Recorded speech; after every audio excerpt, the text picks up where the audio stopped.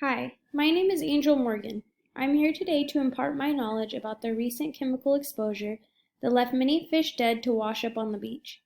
I have been asked to research and report back regarding the specific chemical causing the disruption and concern for the public. After careful inspection of the water source and the autopsies of the dead fish, I can confirm that the hazardous material in the water was found to be vinyl chloride. Vinyl chloride is a material that is often used to make polyvinyl chloride for PVC pipes. It is also found in wire coating, vehicle upholstery, kitchen plasticware, cigarette smoke, and packaging material. Vinyl chloride is mostly a man-made material, but can be formed in the environment when soil organisms break down chlorinated compounds. A functional group is a specific group of atoms within a molecule that are responsible for characteristics of the molecule's structure and function. The functional group of vinyl chloride is called alkene because of its carbon-carbon double bond. Vinyl chloride is held together by the double-bonded double-carbon covalent bond, making them electron-rich and readily reactive to other polar compounds. Vinyl chloride is a known carcinogen at any exposure level.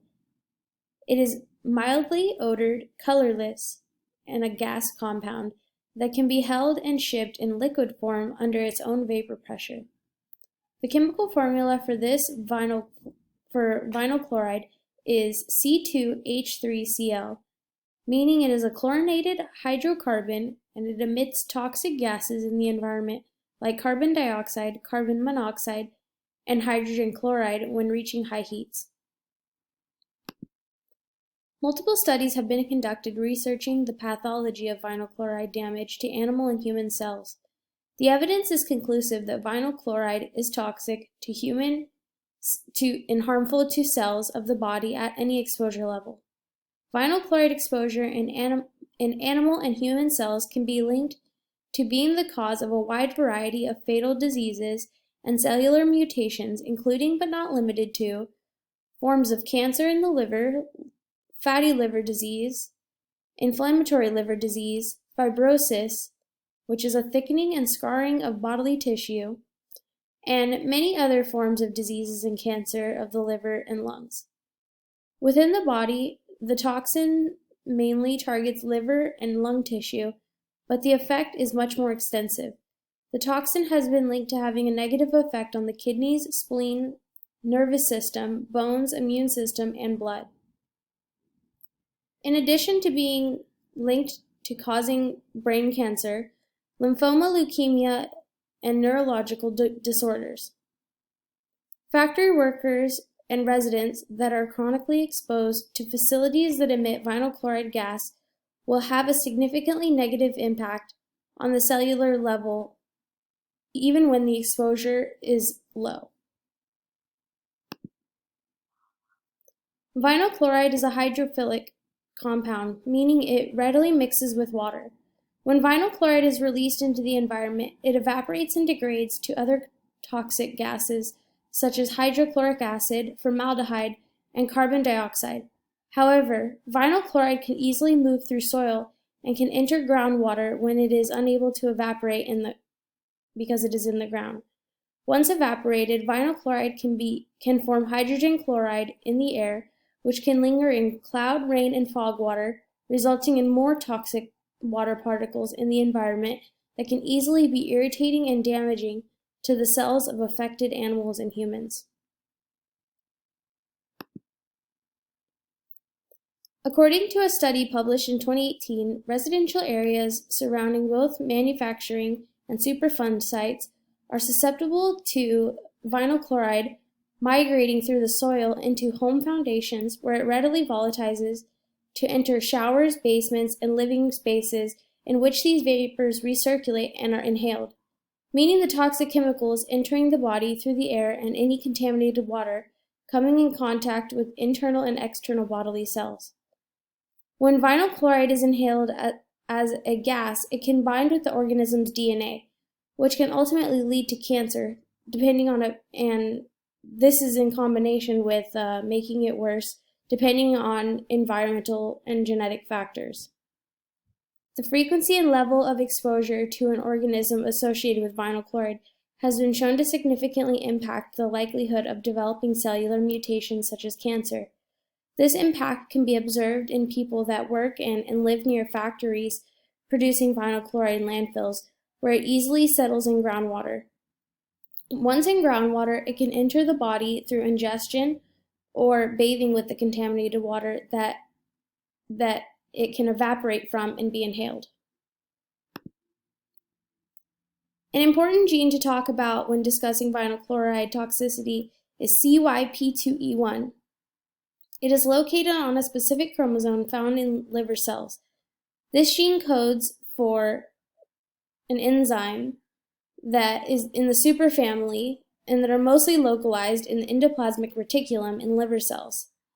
CYP2E1's purpose is to catalyze a metabolic process to deactivate specific toxins in the liver.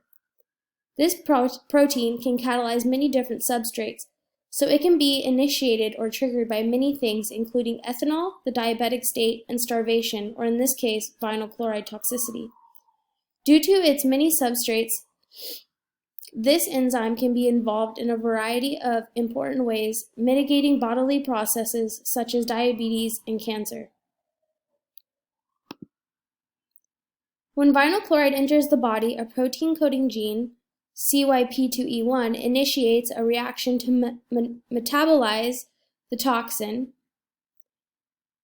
The gene codes for a superfamily of enzymes that work together to create a series of reactions to metabolize vinyl chloride. Vinyl chloride is first metabolized into a compound abbreviated as CEO and a compound abbreviated as CAA. They are highly reactive, molecularly unstable metabolites that are degraded but still toxic. CAA is further metabolized by another enzyme called aldehyde dehydrogenase 2, abbreviated as ALDH2, and CEO is further metabolized by the enzyme abbreviated as GST. What is left in this process, when successfully performed by the cell, is non-toxic products ready for excretion. However, CAA and CEO can bind to DNA, inducing specific mutations of cancer, disease, and tumor-suppressing related genes. Further research shows that exposure to vinyl chloride in humans and animals causes dysregulated energy homeostasis and impaired mitochondrial function in the cells. Affected mitochondria had fatty acid oxidation dysregulation, which is a key source of cellular energy. Mitochondrial damage is thought to be both a cause and effect of oxidative stress in liver cells. Oxidative stress is a negative imbalance of free radicals and antioxidants. Free radicals are unstable molecules, and they are the products that are left over in cellular metabolism. Excess free radicals that are not neutralized by antioxidants will adversely alter lipids, proteins, and DNA, in addition to triggering a number of diseases. Therefore, oxidative stress or excess free radicals can be linked to the development of a range of health conditions like diabetes, cancer, and Alzheimer's.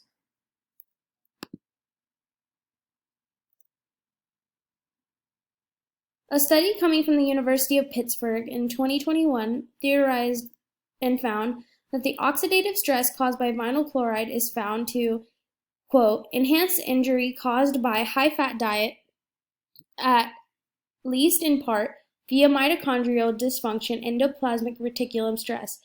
Mitochondria and the endoplasmic reticulum closely interact via mitochondrial-associated membrane. Alterations in these contact sites are associated with mitochondrial dysfunction and endoplasmic reticulum stress, end quote. The vinyl chloride exposure has a significant impact on animals and humans on a high-fat diet. It was found to enhance the symptoms of cellular mutation and oxidative stress at a significantly higher rate. The study goes on to conclude that vinyl chloride and its metabolites increase mitochondrial size and structure, alter the proximity between the endoplasmic reticulum and the mitochondria, and change the organelle interactions between the two.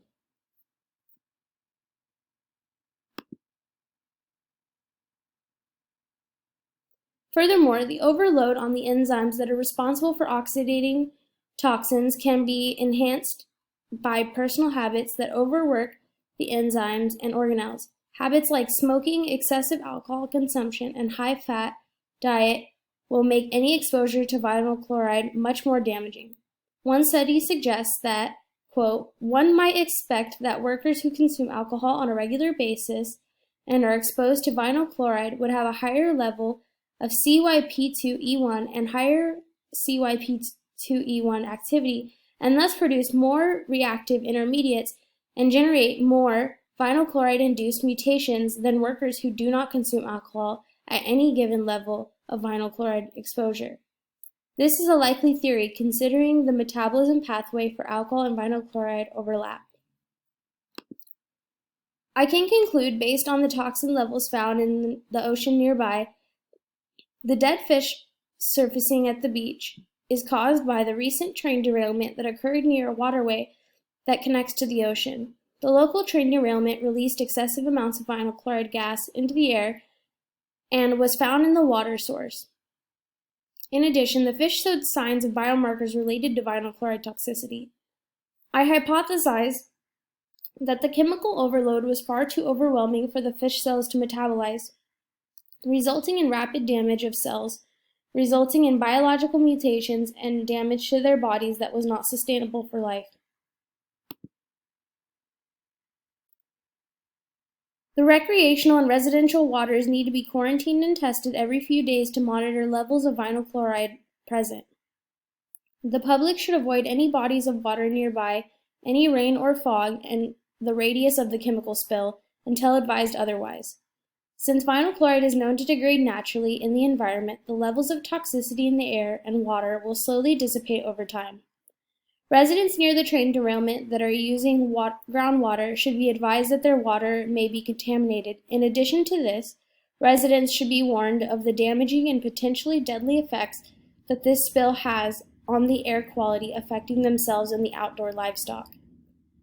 Boosting antioxidant vitamins intake, such as beta-carotene, vitamin C, and vitamin E, are highly recommended to the local public at this time. Thank you.